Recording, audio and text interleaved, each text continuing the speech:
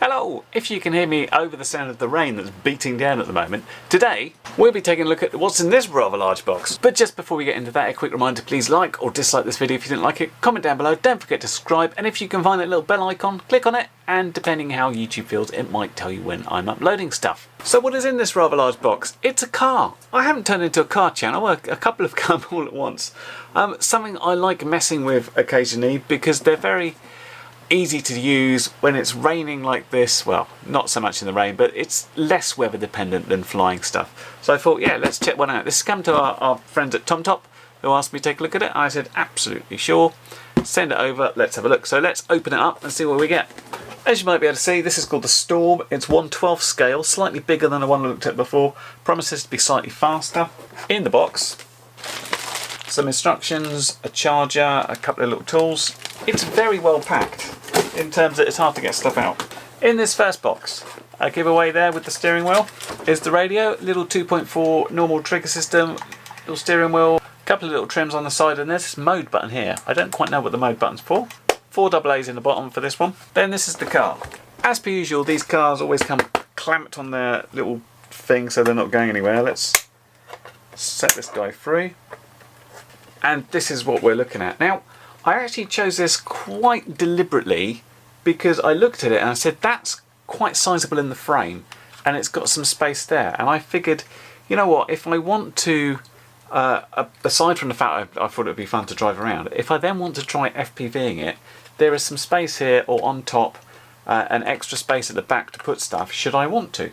Everything's quite sealed in here. Unlike the normal ones, you haven't got the clips to take the body shell off. You have at the back here where you've got a more traditional looking battery with a Dean's connector. Wow, Dean's, eh? Always can swap these over to XC60 or something if we want to. Given it's got a balance lead here, I believe it's a 2S LiPo, I'll check that later. We've got quite a lot of movement on that suspension there, not so much in the front. We've got some lights that are wired up here, and it's 4-wheel drive as well. As I said, 1/12 scale, so it's quite sizable. So I'm now going to go through the instructions, see what I need to do. There's not much to do, generally speaking. These are ready to race. I mean, if I plugged it in now, there is a switch at the bottom. Look at that. Lights come on. Obviously, it's not binding to a radio because we've got no batteries in. But yeah, it's pretty much ready to go. So let's go through the instructions, see if there's anything of note there, and we'll give it a test and see how it runs. Well, I've just had a quick look through the instruction. Actually pretty well written. A lot of things about safety in there, about being careful with the battery, but there's not much to do. And as normal with these things, it's got a whole list about like if you need to break it down and take it apart and how to reassemble it. Battery charger wise, you've got this little USB charger which charges through the balance port. This is actually twin 18650s to give you the 7.4 volts. No doubt you could probably use a 2S LiPo as well, which I might take some with me. This is 1500 milliamps. I want to see if there's any difference between the amount of power it will put through. Do these top out in terms of the amp draw so it doesn't get to its maximum potential speed or not, but we'll have a look at that. But of course this is really made for, you know, first time users, so I don't want to sort of start breaking out my own stuff straight away. Let's drive it as it's meant to be driven. Last time I used one of these in a car, it lasted much longer than it said it would. It says the run time's 10 minutes, charge time's 3 hours. I certainly believe the charge time. Last time I was getting over 20 minutes of one of these in a little car, although it's a smaller car, less fast, so let's see how this goes for starters. Well, hello there. Well, what seems like a very pleasant day. I'm glad to say the sun is out, the wind is not blowing, but it's about 2 degrees, and it's been quite wet. So if we look at the ground here, we've got a lot of mud, which I really wasn't going for. But if this can cope with this sort of stuff, it should be fine. I think I'm going to try and keep it mostly away from this, try the sort of gravity bit down there, but well, I guess see how it does for all of this stuff. It's not exactly quite skinny tyres, doesn't seem like it's going to handle the mud that well, and plus I really don't want to have to scrape all that mud off, but hey, let's give it a go, see what happens. Okay, turn the control on, plug this guy in, and where was that switch again? It is. I'm trying to get a place where I haven't got my face in the sun.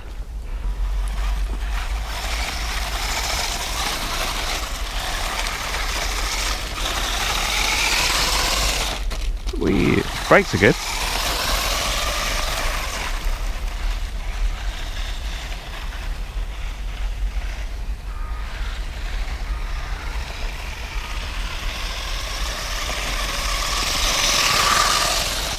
Oh, rolled it already. So let's go 0 to full throttle, see how it goes. And let's try the brakes. Yeah. Not bad in terms of power. Not staggering, but it's going pretty well. Cutting through that mud alright actually. Sort of floating above it. So let's see how it does with trickier crawling thing.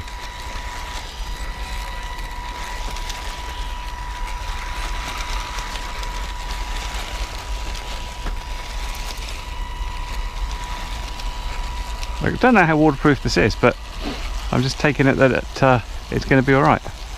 So we're about quarter throttle, just seeing how it goes over these lumps. Seems to cope quite nicely, not getting stuck, bogged down.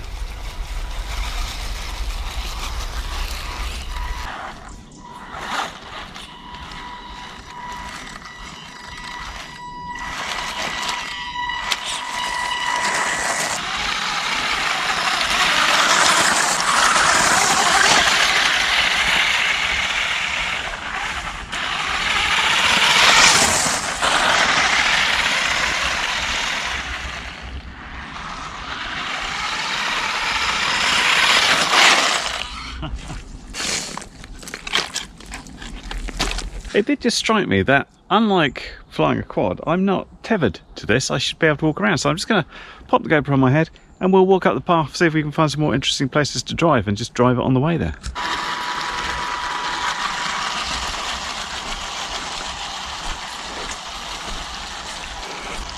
Oh, it's pretty muddy here. Car's doing alright, the dog's not so impressed. I don't know how waterproof this is. I'm kind of taking some risks here on it, but I don't know if it's worse on the grass or the mud. Oh, this is so wet. Check this stuff out. Ugh. See, that would be a good path, but they seem to have shut that one, so we'll have to go to the next one. Oh, it's a bit dry here, just leaves. That's a bit better. Get it, Rush? Rush has decided it's too fast. I can't really see what's happening.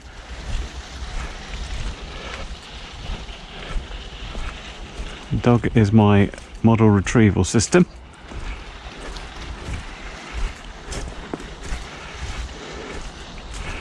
Unless she finds a sniff, which is more interesting.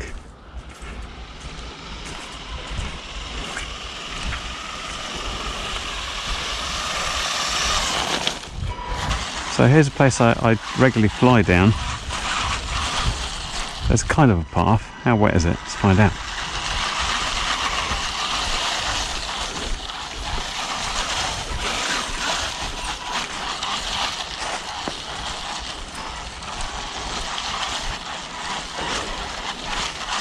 Pretty hard going.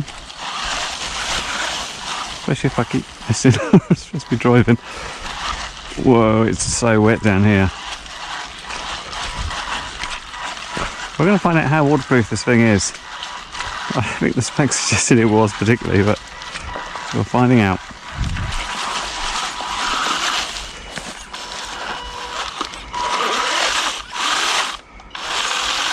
Oh, I've grounded it. I think we're about as far as we can go through this trail. Although we've come quite a way, we're getting stuck on these big old trees and stuff and are struggling a little bit. So back up the road we go.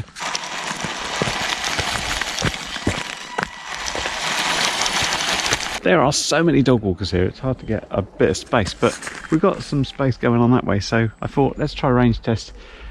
Basically I can just go until I see it, and then if I can turn around and come back, that's fine.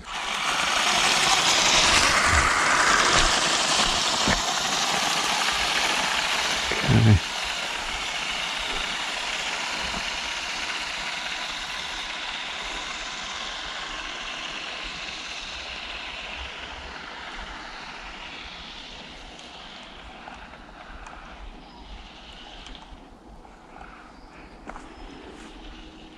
It's still responding, but I can barely see which direction it's in now.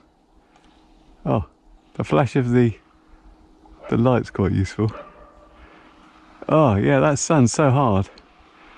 Yay for lights. Oh, it's just stopped completely.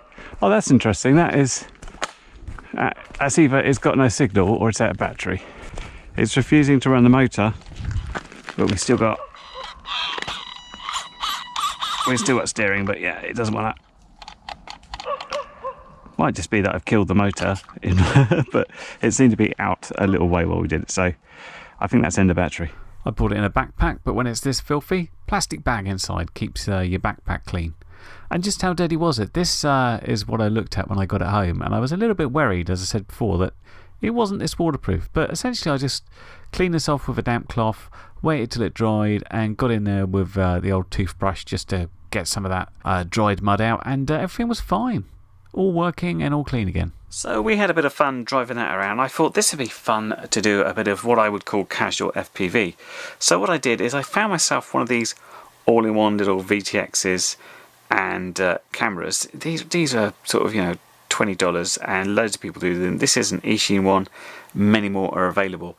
And then I kind of looked at where I thought the best place to put it. Now, this perhaps isn't ideal for putting on top because it's got this cloverleaf antenna, and if that gets squashed, then that's not going to work so well. So we'll be trying not to get it in the way. And I actually came up with the idea of that is the best place, and I will show you why by the use of putting this thing here so you can see. Now you can see with it turned on, first I thought in there would look good, but we've got just a bit too much surface area of the bonnet there, and being at the front is a little bit too frontward. So the reason I came out with this one is that I thought I could just angle it down a bit so I could see the front and still have enough of a wide angle to see what's going on. So what I'm going to do, I'm just going to basically glue this on top with a little bit of hot glue just to hold it, and then a little bit of Velcro or something like that just to basically hold the battery on. I mean, we could do this a bit better with a proper mounting and stuff, but you know, this is, as I said, I call it a bit of casual FPV, just to have a bit of a drive around, see how it's going, and we'll have a look. And then what we can do is try it at night, because of course we got the lights shining, and might be fun to do it in a bit of darkness, perhaps not pitch black, a bit of dusk, see how that goes. So let's do that now. So with that little camera on, I ventured up to the local park just a little bit away from my house and tried taking it for a drive. I'm just using the little Ishin Moneagle monitor you saw there that I was testing on the bench, just sat on my lap, so not particularly great for signal, but even this little VTX will easily outperform the transmitter in this radio, so it's not going to be a problem. I was expecting to be quite quiet, but I still got some through traffic. Kids loved it because they thought it was a magic car, and I often had dads appearing out of the play park just to say, look, a car, to their kid who were more interested in going to play, so I think it was one for the dads. And I'm really just here to help my dog continue with her busy social life. Now, as I said, the RC signal's not particularly strong, so I don't think I went beyond 50 metres, if that. But it's just, as I said, a kind of casual FPV. If you really want to do this seriously, you'd need to upgrade the radio and receiver you have. But this was surprisingly good. The good thing about this very wide-angled camera is it soaks up some of the bumps that you often get from these sort of cars. So I'm going quite slow at the moment. So here it is, putting the speed on a little bit more, and you can see it's a little bit more bumpier, which is one of the reasons perhaps you wouldn't go very fast. But I think the camera does a quite good job, and I quite like seeing the sort of suspension bouncing around there. Even on this kind of smooth track, it bounces around. And just back in time for Roshi to continue her social life, you'd think she'd never seen another dog before, the way she reacts to them all. And although it's a little bit on the wet side, I decided to go over some of the grass. You can see the water splashing up from the tyres here. Perhaps not the best idea. As I said, I don't know how waterproof this is, but I wanted to see how well it looked on the camera. Obviously it bounces about a bit more, but I think the sort of fixed camera, and so the central part of the car always being there, really does help keep the sort of car view in context. So although it's bouncing around, it always looks smooth from a certain point of view, just because that fixed position of the car bonnet and stuff. Again, I love just seeing the suspension jump around like that. Now I'm just driving here in my garden, and the only reason I'm doing this is I want to drive when it's dark, so I thought let's do a quick daytime scene and then we can tell the difference. As you can see, it's a bit of an overcast day, but it's not too bad. And this deck seems luminous. This is it's just been replaced. We had a sort of wooden deck before which had gone rotten but always looked very dark. This is a composite deck and it looks pretty luminous whenever there's a little bit of light there. So it'd be interesting to see how this looks at night. So yeah, I took this in and came back out again. It's about 5:15. It's starting to get a bit dark. It's not too bad, you can kind of see what's going on. So just plugged the VTX in and we've got a picture. This camera doesn't particularly do night and you can see it's very noisy, and I wanted to see what the difference was when I put the lights on essentially, so let's do that now. So here it is with lights off, and there we are with lights on. It's pretty narrow beam and it's very bright, but in a very narrow way. It kind of needs to be diffused to be useful, but I can't really have a go at this because really this wasn't designed to be an FPV car, and the fact that the beam doesn't work brilliantly for me is neither here nor there, because it's there as a nice scale feature, and it's kind of useful when you are driving line of sight that you can easily orientate yourself if you're far away to see this is the front of the car because I can see the beam. But you can see this is about 5:15 where it's fairly dark, but that street light is really lighting up this new deck. So I came back out again when it was just gone 9 o'clock, see what was happening. So at 9 o'clock it's properly dark, and as the light turns on you can see it flashes a couple of times until I touch the control. And we got a little inset here of what it looks like driving around, because it looks like there's just some lights moving around the garden in the darkness. But I have to say, this deck luminous under that street light when you get a camera that can pick up a little bit of light from it. So I'm taking the car into the very darkest areas. There's no ambient lighting here and it's not lit by the street lamp, and yeah, you can see where you're going, although if that was just diffused a little bit that would be so much better. But as I said, I can't really hold it against this little thing because this isn't built for this. This is just me having a mess around and having, as I said, it's a casual FPV car. So one could argue that I'm perhaps putting it for its paces a little bit too much to say it's outside at night. But you know, I'm keeping it nice and close in so I can see what's happening. I'm not going to lose it anywhere. So yeah, you can FPV this and you can FPV it at night. I mean, it's not great at night, but it's a little toy car. So for what we're doing with it, it's doing a pretty good job. And here it is, still covered in a bit of dirt and stuff from the previous couple of things, and still with the camera on, which of course doesn't come with it normally. And I just attached that battery in the end with a bit of a sticky pad which I use on my quads. Now you notice I didn't try different batteries in this, and that's because when I went out and actually used it, I was able to do a lot of actual driving around. Now I went back and looked at all the footage I took, which was sort of 20 something minutes, but when I added up the driving parts they were about 20 minutes. So out of these 18650 1500 milliamp hour battery, you get a good 20 minutes. I mean, the charging is dreadfully slow with that USB thing. If you've got a hobby charger, that's a lot better because you can do it in under an hour. But yeah, you could get spares, but 20 minutes is a reasonably decent run time, depending what you want to do, of course. Super fun to use, and this is normally my reaction to RC cars. They're super fun because they're an interesting change of pace from flying stuff, quads or planes and stuff, and it's fun to drive around, and people in parks don't get upset. If I was flying a quad around a park, I imagine with good reason people would say don't fly that here, there's children around. Drive one of these around and they're like, wow, this is amazing, where'd you get that, where can I get one? Can I get this for my husband and or child? Yeah, so they're a lot more accessible. I think what's important to say is what it's not. So this is a toy grade car. It is a fun toy. You can drive it around. It's a general purpose. Drive it around and you'll have fun with it. As I said, I don't know how waterproof it is. I drove it through mud and water. It didn't break. I wouldn't necessarily recommend that you do that, although it seems pretty well sealed in. It's put on the site as a rock crawler, and that's not really what it's got. It hasn't got the articulation to get over stuff. It hasn't got the option to sort of lock the diff or not drive the rear or front motors, which normal rock crawlers would have. Now it goes an okay speed. It sort of goes about okay. But it's not like these 6S monster brushless things that do 100 miles an hour. You can see the sort of speed this does, and it's, if you're stood in there, you'll be like, yay, this going around. But it's not a speed demon. It's a fun toy car which is fairly inexpensive, and you can have a laugh with it. And I had some fun with it, and I enjoyed putting FPV stuff on, so hence there's a little camera on this as well. It says the range is about 100 meters. I don't know if that's true. I not quite how far I went, but after a certain amount of time I couldn't see it anymore, so I needed to bring it back.